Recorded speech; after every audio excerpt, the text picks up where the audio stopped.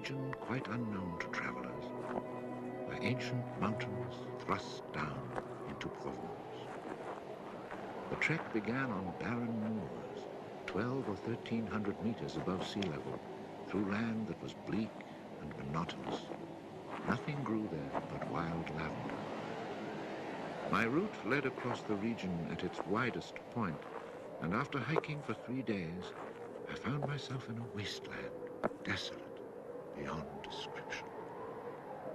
I made camp near the remains of an abandoned village. The day before, my water supply had run out and I had to find some. The cluster of houses, although they were in ruins, reminding me of an old wasp's nest, made me think that once there must have been a fountain, or perhaps a well.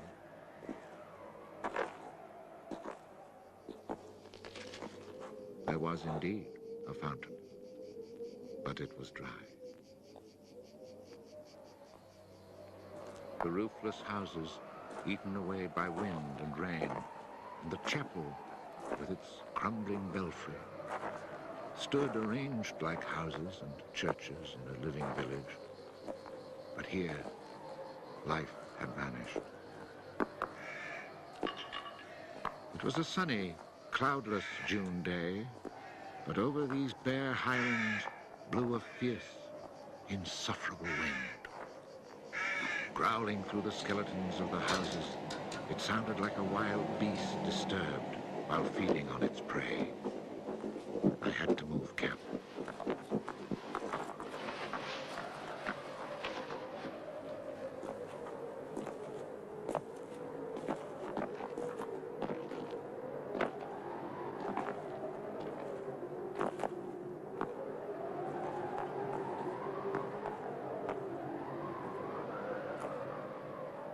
After 5 hours of walking, I still had found no water, and I could see nothing that gave me hope of finding any. Everywhere, I came upon the same drought, the same coarse weeds.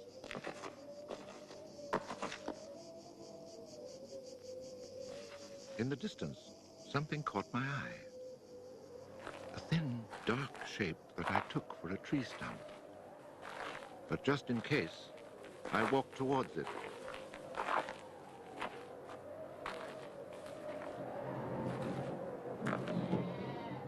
It was a shepherd, and beside him, resting on the burning ground, lay about 30 sheep.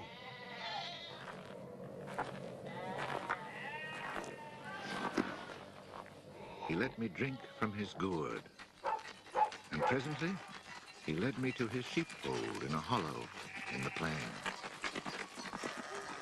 He drew water. Excellent water it was, too, from a very deep, natural well over which he had rigged a simple windlass.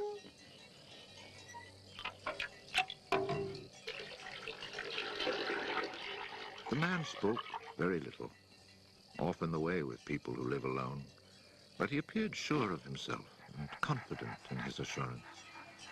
It all seemed somehow strange in this barren land. He lived not in a hut, but in a real house, a stone house, whose walls clearly showed how his own labor had repaired the ruin it had once been. Its roof was solid and strong, and the wind on its tiles sounded like the sea upon the seashore. Inside, it was neat and tidy, dishes washed, floor swept, shotgun oiled. His soup simmered over the fire. And I noticed that he was freshly shaved, that all his buttons were firmly sewed on, and that his clothes were darned with that meticulous care which makes the mend invisible. He shared his soup with me.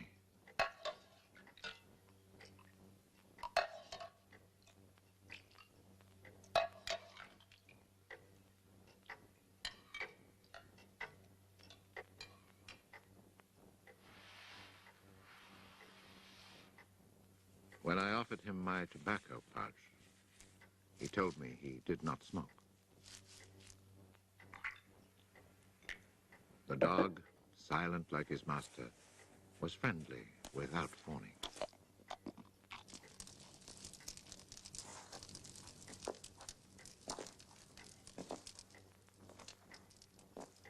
It had been agreed that I would spend the night. The nearest village was still almost 2 days' walk away.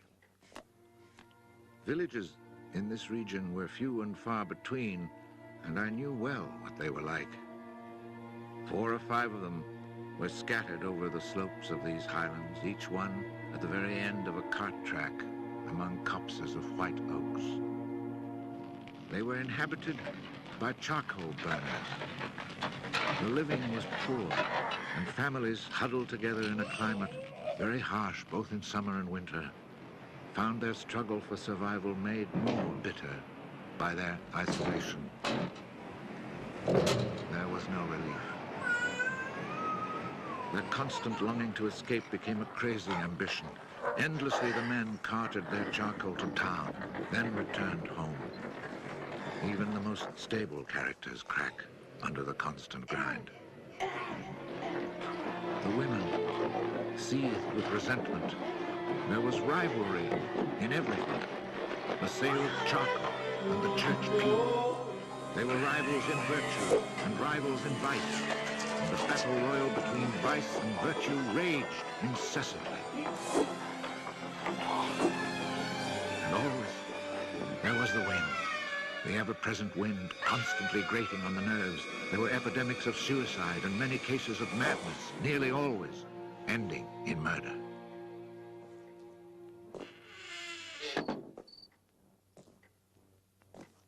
The shepherd, who did not smoke, went to fetch a little sack, and onto the table he emptied a pile of acorns. He began to examine them very carefully, one by one, separating the good from the bad. I sat, smoking my pipe. I offered to help, but he told me it was his work. And indeed, seeing how very carefully he carried out his task, I did not insist. That was the only time we spoke. When he had set aside enough acorns, he divided them into piles of 10. As he did this, he discarded the smaller ones, or those that were cracked. For now, he was examining them very, very closely. When finally there lay before him 100 perfect acorns, he stopped, and we went to our beds.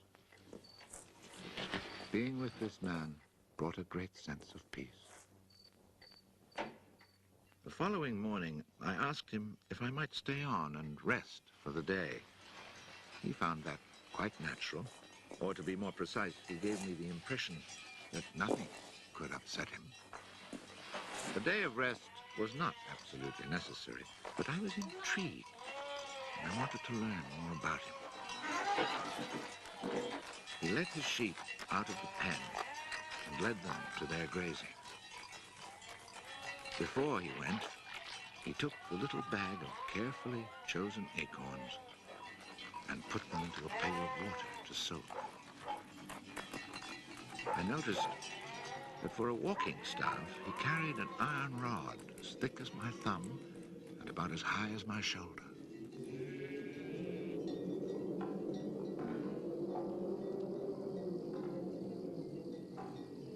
Pretending to take a leisurely stroll, I followed him at a distance, but keeping on a parallel path with him.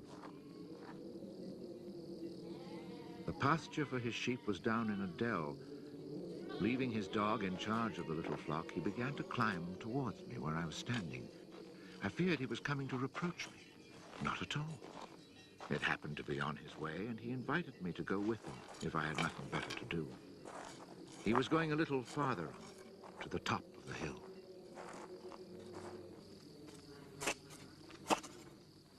When we reached his destination, he began to drive his iron staff into the ground. He made a hole, dropped in an acorn, and filled in the hole.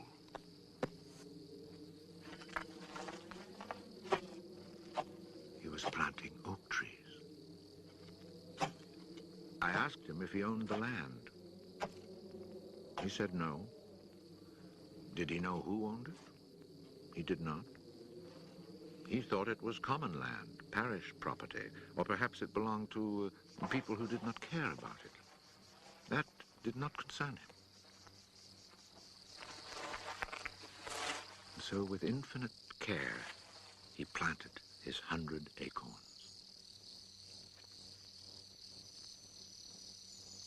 After the midday meal, he began to sort out more of his acorns. I suppose I must have been quite insistent with my questions, because he answered me. For 3 years, he had been planting trees in that desolate country. He had planted 100,000. Of the 100,000, 20,000 had come up. Of these, he still expected to lose half, either to rodents or to any of the unpredictable things which only Providence can account for. That left 10,000 oaks to grow on this tract of land where before there was nothing. It was then that I wondered about the man's age. He was clearly more than 50. 55, he told me. His name was Elzéar Bouffier. He had owned a farm down in the lowlands. It had been his life. He had lost his only son, and then his wife, and had withdrawn into this solitude where he was content to live quietly with his lambs and his dog. It was his opinion that the land was dying for lack of trees. He added that having nothing very important to do himself, he had resolved to remedy this state of affairs. I was young and only thought of the future as it affected me and my search for happiness. So I told him that in 30 years, those 10,000 oaks would be magnificent. He answered quite simply that if God granted him life, in 30 years he would have planted so many more that these 10,000 would be like a drop of water in the sea. Already he was studying the growth of beech trees and had a nursery full of seedlings grown from beech nuts. They are quite beautiful. He was also thinking of birches for the dales, where he told me there was moisture just below the surface of the soil.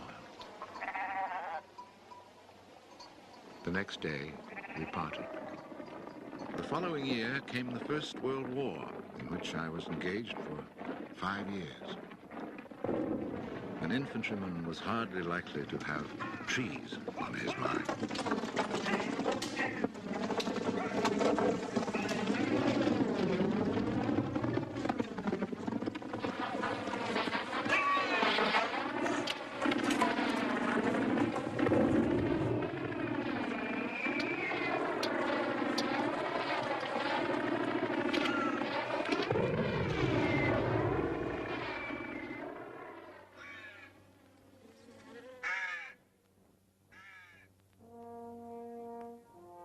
After demobilization, I found myself the possessor of a small gratuity and a great desire to breathe pure air.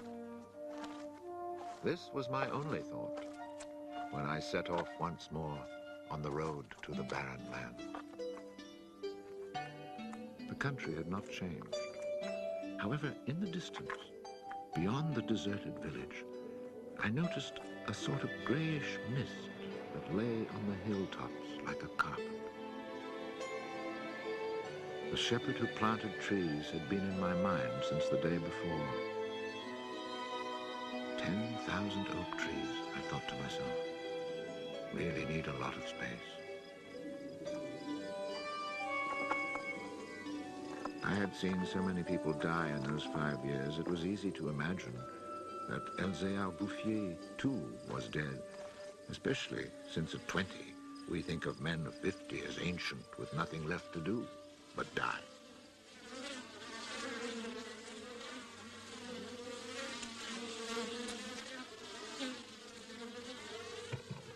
He was not dead.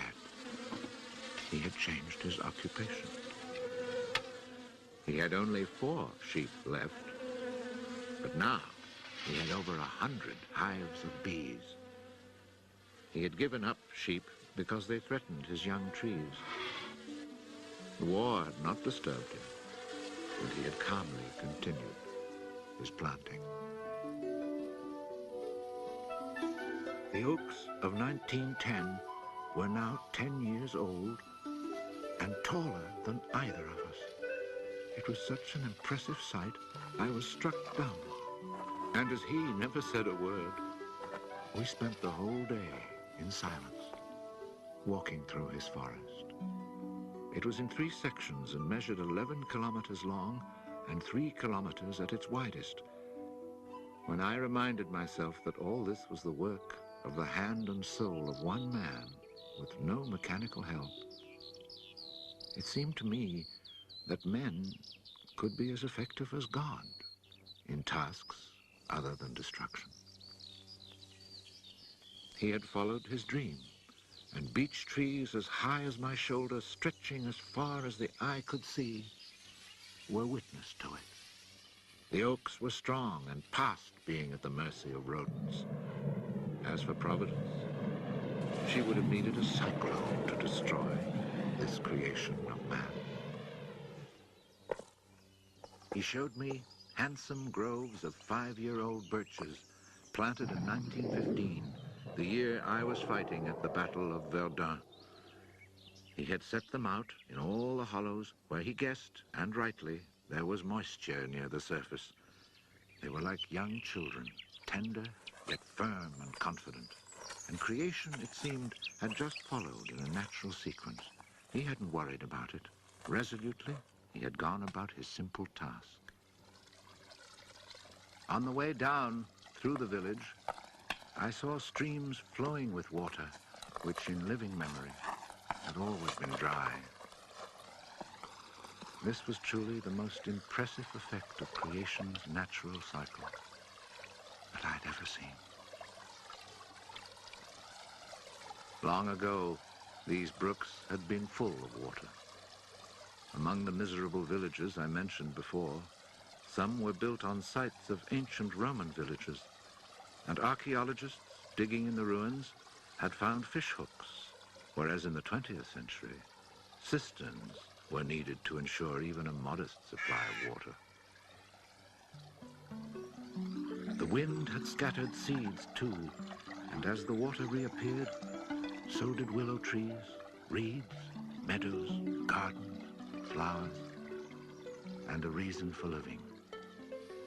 But the change had come about so gradually, and that it was simply taken for granted. Of course, hunters who climbed these heights in search of hares and wild boar had noticed the sudden appearance of little trees, but had put it down to some caprice of nature. That is why no one had meddled with the work of the shepherd. If they had suspected it was man's work, they would have interfered. But who would even think of him? Who in the villages or among the authorities could ever have imagined such constant, magnificent generosity?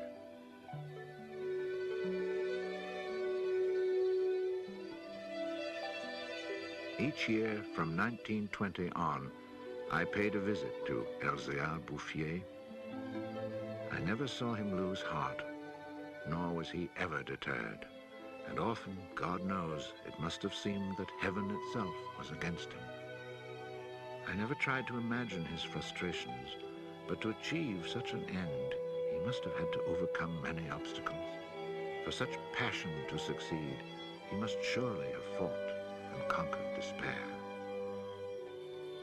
We must remember that this exceptional man had worked in utter solitude. Solitude so complete that towards the end of his life, he had lost the habit of speech. Oh, perhaps he saw no need for it.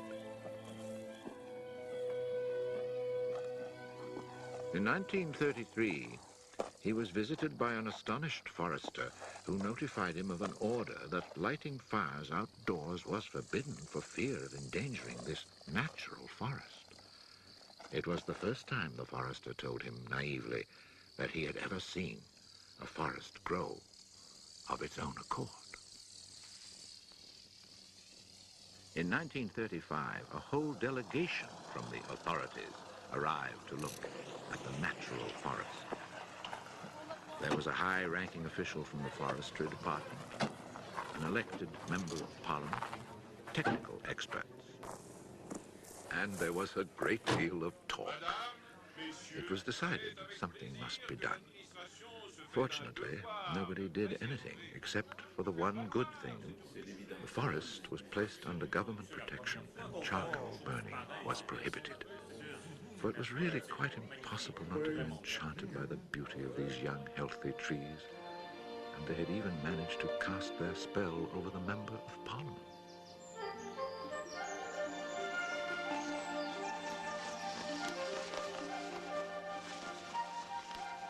One of the senior foresters in the delegation was a friend of mine, and I explained the mystery to him.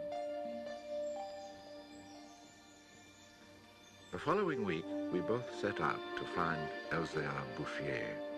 He was hard at work about 20 kilometers from where the official inspection had taken place. I was right about my friend the forester. He was able to appreciate all he saw. I offered the eggs I had brought as a present. We all shared our lunch and spent several hours in silent contemplation of the landscape.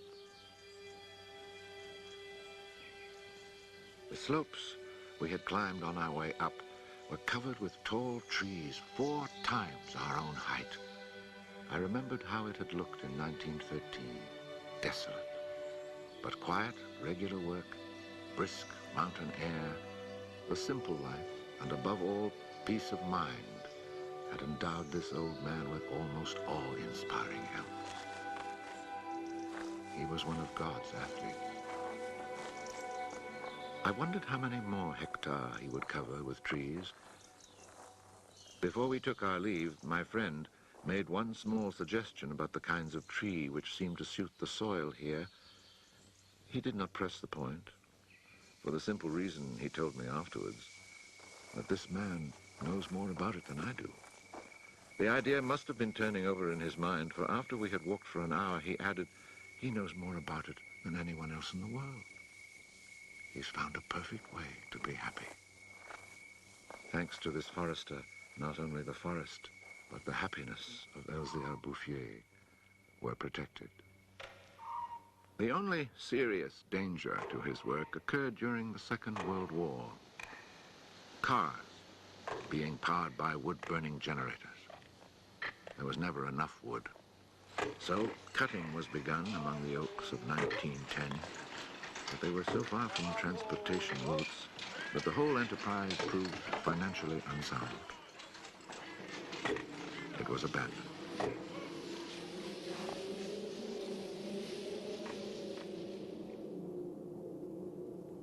The shepherd knew nothing of all this.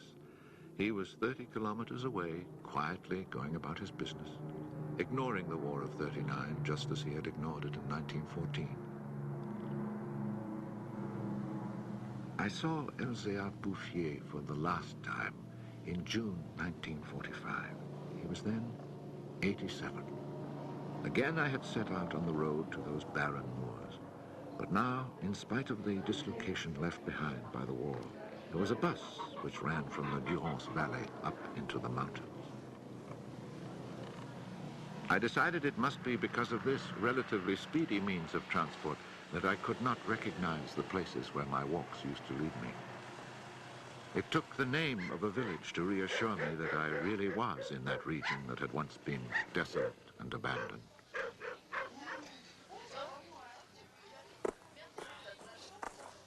The bus dropped me at Vergon.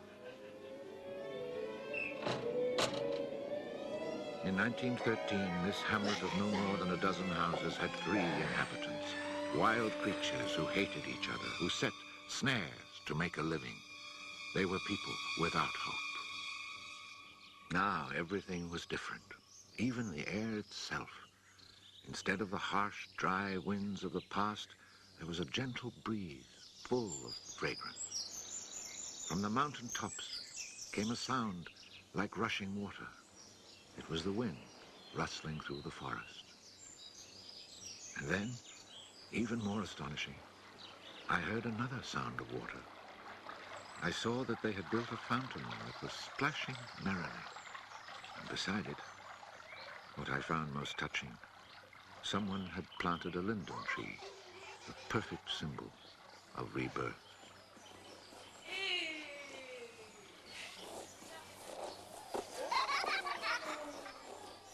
Moreover, their dance showed signs of the kind of labor that only hope can inspire.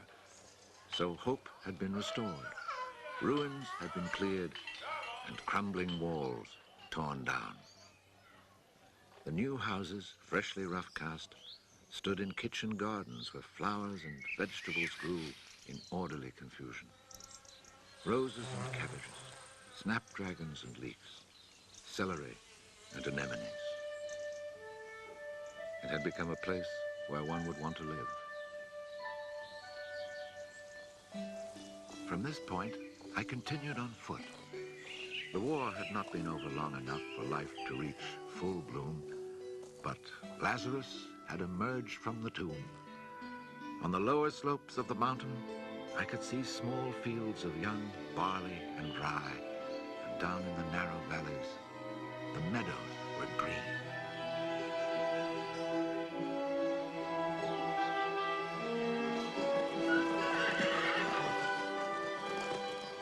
It has taken only 8 years since then for the whole countryside to glow with health and prosperity. Where I had seen ruins in 1913, there now stand clean, freshly plastered farmhouses, evidence of happy, comfortable lives. Dry springs fed by snows and rains, now conserved by the forest, have begun to flow again. In the maple groves, each farm has its fountain brimming over onto carpets of fresh mint. Bit by bit, the villages have been rebuilt. People have come to settle from down in the plains where land is expensive. They have brought youth, life, and the spirit of adventure. On the roads, one meets people glowing with health, and boys and girls laughing as they enjoy their rustic pleasures.